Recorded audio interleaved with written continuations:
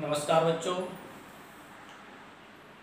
कल हम लोगों ने देखा था कि बैंकों से संबंधित बैंकों के प्राथमिक कार्य क्या हैं।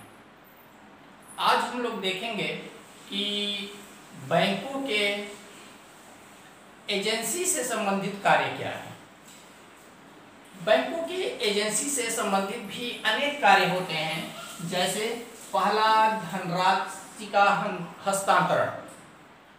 धनराशि का हस्तांतरण, धनराशि के हस्तांतरण का तात्पर्य है कि जैसे आपका पैसा आपके खाते में जमा है और चाहते हैं कि यहाँ से मुंबई दिल्ली कहीं और जो है पैसा किसी के पास भेजना, तो बड़े ही आसानी से वहीं से ट्रांसफर कर देते हैं पैसे को।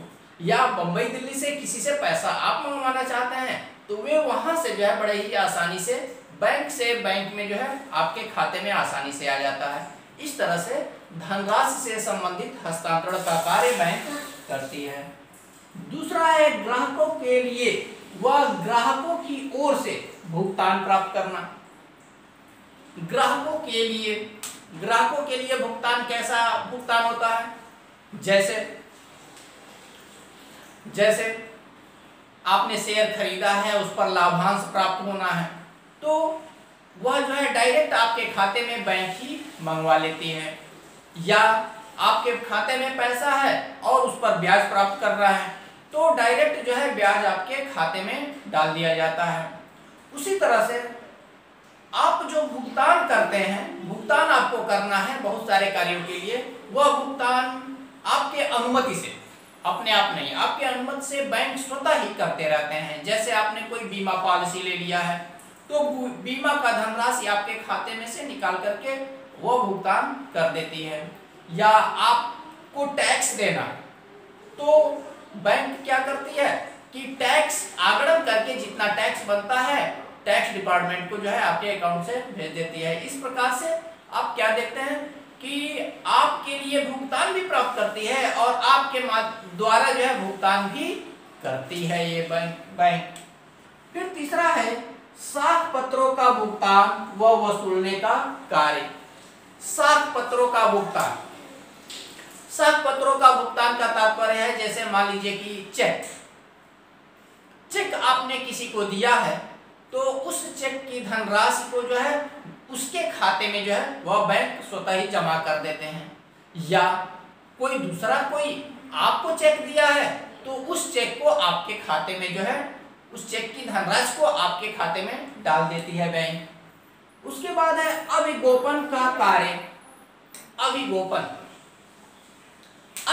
का कार्य का मतलब है कि आप हो गए या कंपनी हो गई, इंडस्ट्री हो गई, ये सभी अपना अंश पत्र या शेयर जारी करते हैं, शेयर व डिवेंचर जारी करते हैं, तो उन शेयरों की बिक्री भी जो है ये बैंक स्वतः ही करते रहते हैं। मान लीजिए कि कुछ जो है शेयर बच जाते हैं, बैंक ने जो है आपके द्वारा जारी किया गया शेयर बेच रहा है, लेकिन सारा शेयर 1000 शेयर है, 1000 में से 900 शेयर तो बिक गया, लेकिन 100 शेयर बचा रह गया, तो वह 100 शेयर को बैंक खुद ही खरीद लेती है। और इस कार्य को ही अभिगोपन से संबंधित कार्य कहते हैं। तो इस तरह बैंक अभिगोपन का भी कार्य करती है। फिर है आर्थिक स्थिति की जानकारी। मार्केट में, व्यापार में या उद्योगों की क्या आर्थिक स्थिति है,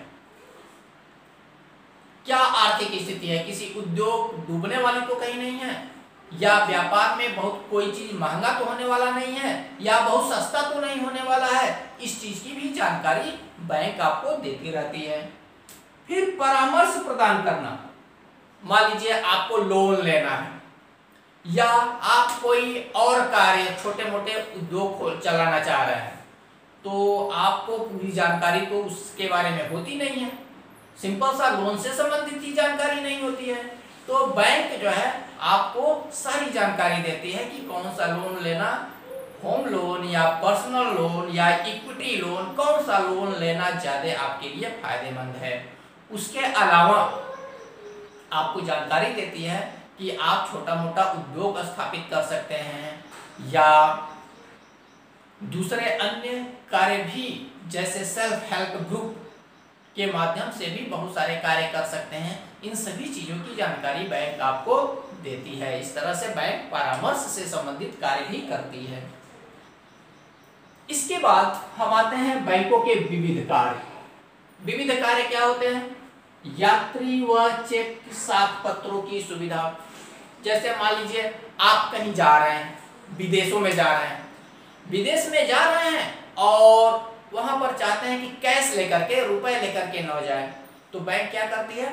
आपको चेक जारी कर देगी आपके लिए जो है विदेशों में, और साख पत्र जारी कर देती है, जिससे वहीं पर चेक के माध्यम से या साख पत्र के माध्यम से भुगतान आसानी से कर लेते हैं।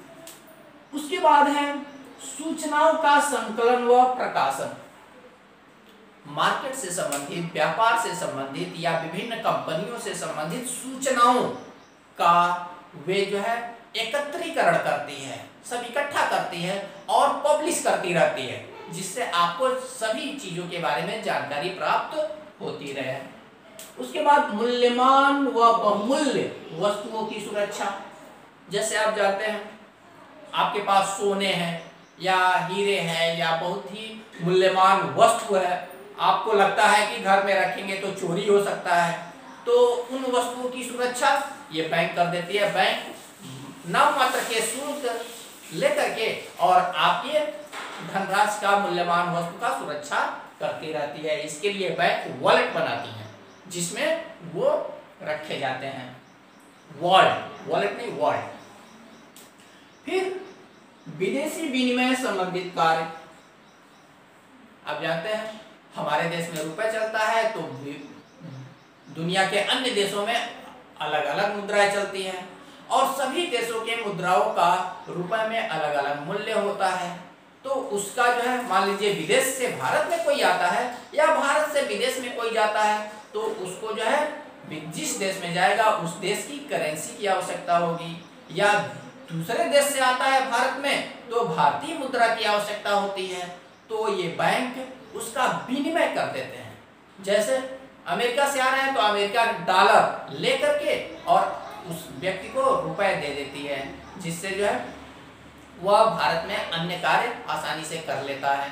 तो इस तरह से विनिमय से संबंधित कार्य करती है। फिर है समाशोधन गृह से संबंधित कार्य। समाशोधन गृह से संबंधित कार्य का तात्पर्य क्या है कि मान लीजिए कि हमारा खाता स्टेट बैंक में है, आपका खाता कोई और आंध्रा बैंक में है, तो आंध्रा बैंक का चेक आपने हमको दे दिया, तो स्टेट बैंक वाला ले तो लेगा लेकिन वह जमा तुरंत नहीं करेगा, क्योंकि वह दूसरा बैंक का चेक है। तो वे क्या करेगी, वह एक समाशोधन, एक विशेष, जैसे सभी जिलों में आरबीआई का शाखा नहीं होता है, तो स्टेट जहां पर आरबीआई का बड़ा शाखा नहीं है वहां पर स्टेट बैंक समाशोधन गृह का कार्य करती है और स्टेट बैंक उस चेक को वेरीफाई करके फिर उस चेक का के धनराशि का हस्तांतरण आपके खाते में कर देती है। इस तरह से चेक हो गया या ड्राफ्ट हो गया, अनेक बैंकों के चेक और अनेक बैंकों के ड्राफ्ट को जो है समाशोधन करके और विभिन्न बैंकों के में जो है धनराशि का हस्तांतरण इस समाशोधन गृह के माध्यम से किया जाता है। इसके बाद हम लोग देखेंगे कि बैंक शाखा का निर्माण कैसे करते हैं। Credit creation. आपको मैं पहले ही बता चुका हूं कि बैंक भी व्यवसाय करने के लिए, लाभ कमाने के लिए यहाँ पर बैठे हैं। तो लाभ कैसे कमाते हैं? वे लाभ शाखा का निर्माण करके, क्रेडिट क्रिएट करके लाभ का कमाते हैं और वे मार्केट में व्यवसाय करते रहते हैं। तो क्रेडिट क्रिएशन कैसे करते हैं इसके बारे में हम अगले वीडियो में देखेंगे। धन्यवाद।